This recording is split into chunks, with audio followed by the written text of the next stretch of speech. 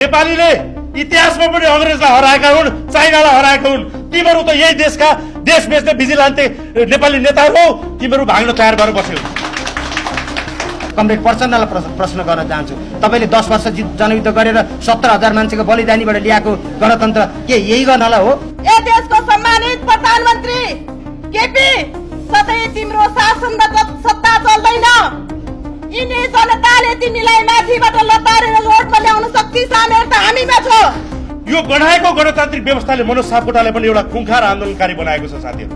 अब असली आन्दोलन के हो हामी देखाउने छौं। जुन अहिले चाहिँ देश टुक्रा भने संहिता ल्याएका छन् तिनीहरूलाई राज्य विरुद्ध कसो लाउन पर्ने हो। जुन चाहिँ 17,000 नागरिकहरूलाई चाहिँ बेच्ने मार्ने मान्छेलाई चाहिँ राज्य विरुद्ध कसो लाउन पर्ने हो।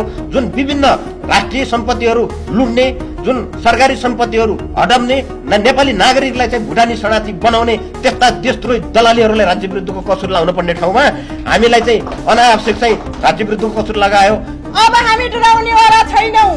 हामी यो सडकमा कपालमा कफन बाँधेर हिँडेका छौं। यो व्यवस्थाको अन्त्य गरेर मात्रै हामी घर फर्किन्छौं भनेर हाम्रो परिवारबाट बिदा भएर हिँडेका हौं। हामी यो देशमा लुटतन्त्र बाहेक केही रहेनछ। कसैलाई रहर छ संविधान जलाउन, कसैलाई रहर छ आफ्नै देशको प्रधानमन्त्रीको पुतला जलाउन, आफ्नै देशको प्रधानमन्त्रीलाई लखेट्न कसैले चाहन्छ? ए बाबा, तपाईँ राम्रो काम गरिदिनुहोस् र तपाईँको प्रशंसा गर्न चाहन्छु हामी। तपाईँ देश विकास गरिदिनुहोस्। यो देशको संविधानलाई सबैभन्दा बढी कसैले घात गरेको छ भने सामान्य प्रधानमन्त्रीज्यू तपाईँले, प्रचण्डले र देउवाले गर्नुभएको छ।